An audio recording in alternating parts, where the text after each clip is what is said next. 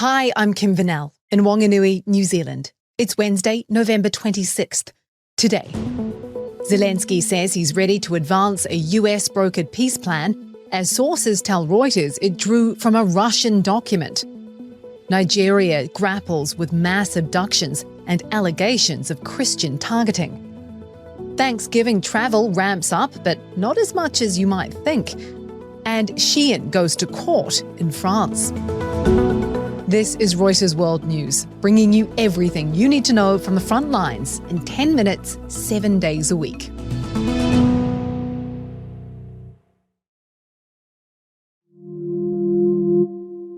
We start with a Reuters exclusive, which has found that the US-backed 28-point peace plan touted by President Donald Trump for ending the war in Ukraine drew from a Russian-authored paper. There's been criticism among some Ukrainian, European and even US officials that the proposal is too sympathetic to Moscow. It's now been revealed that the Russians shared their conditions for ending the war with senior US officials last month, conditions like Ukraine ceding more territory in the east.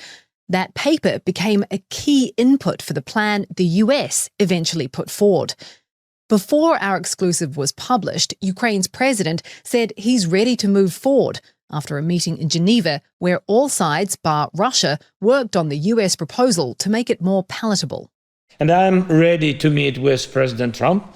And there are sensitive points to discuss. We have them still. The White House didn't comment directly on the Russian paper, but cited Trump's comments that he is optimistic about the 28-point plan's progress.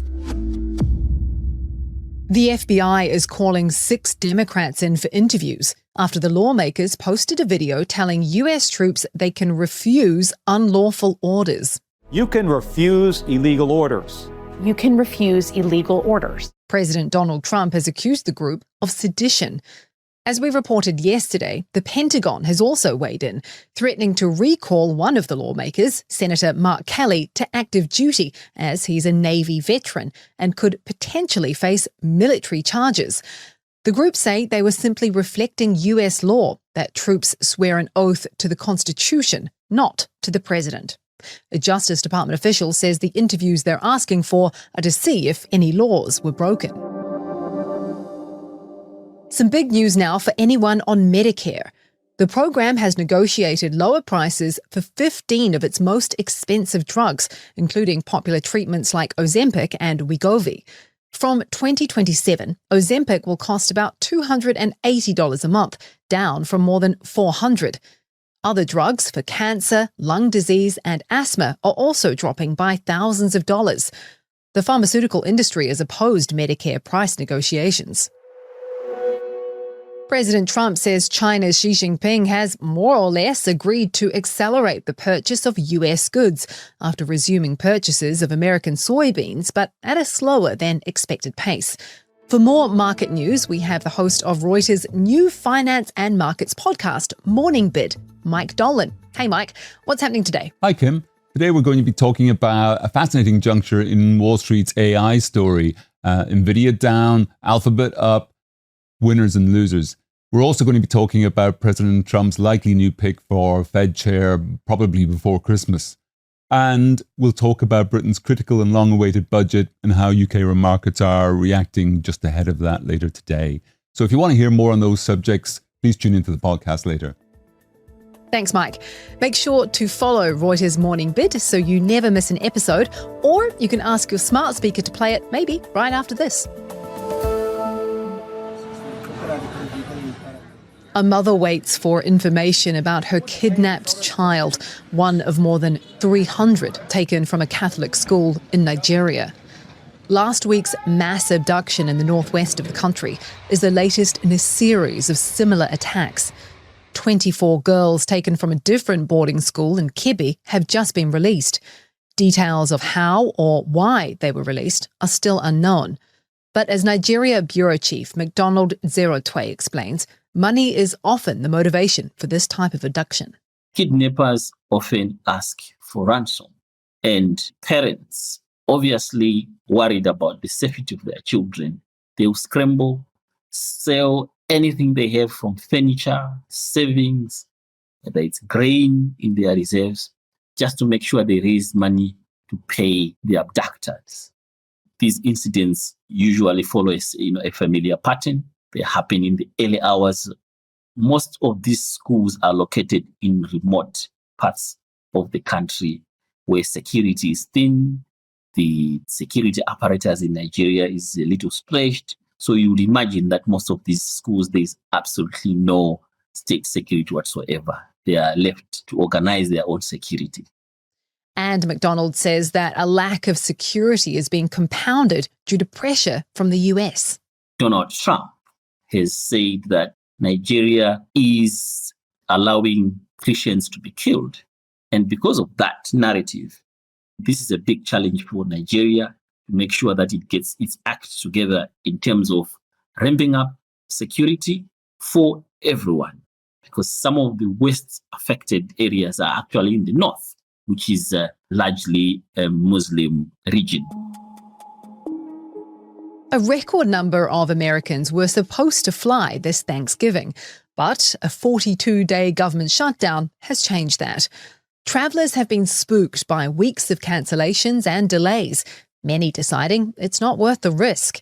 Flight bookings for the holiday are down nearly 4.5% from last year. Doyensolo Oladipo covers travel and spoke to us from Newark International Airport. Many Americans actually made their decision to fly or not fly for Thanksgiving in the middle of the shutdown.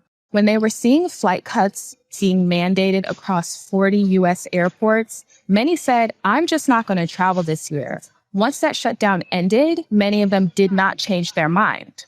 Now, airlines are split, with some saying they're expecting record travelers and some saying they can't even forecast how many travelers they will see due to the shutdown. And the holiday travel period is when many airlines expect many bookings, they expect healthy demand. So if you have the impact of the shutdown lingering into Christmas and the holidays, it could impact their bottom line. In Gaza City, Nora Carrera uses a pot to clear pooled water from between tents.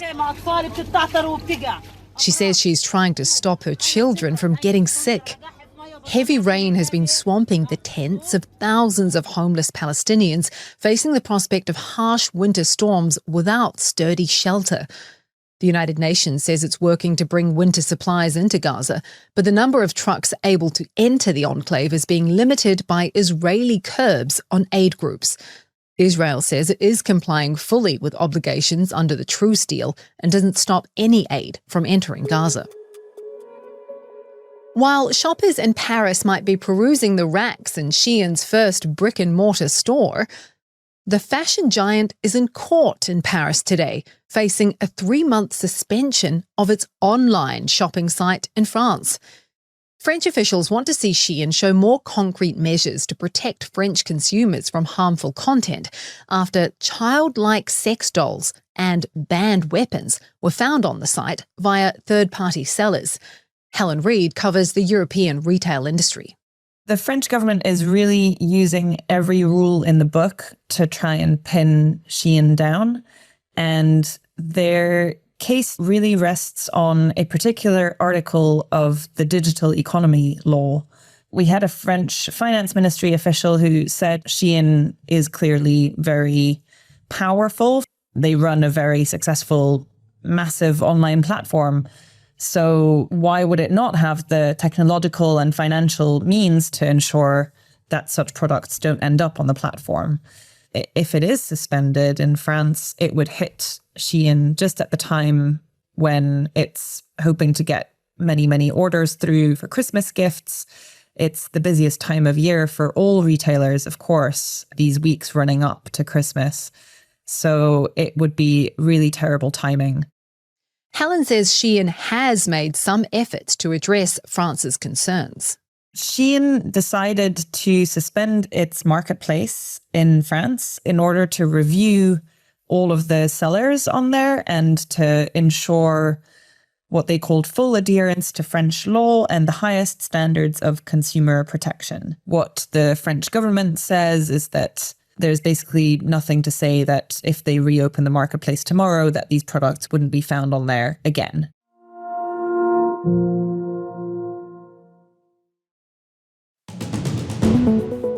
And for today's recommended read, a Reuters exclusive on how a team from Tulsi Gabbard's office surprised the CIA, pouncing on a secret warehouse to seize classified files on the assassinations of Robert F. Kennedy, John F. Kennedy, and Martin Luther King Jr. You can read more on that story in the pod description. For more on any of the stories from today, check out Reuters.com or the Reuters app. Don't forget to follow us on your favourite podcast player. If you're listening on a smart speaker, just ask for the latest news from Reuters 7 days a week. We'll be back tomorrow with our daily headline show.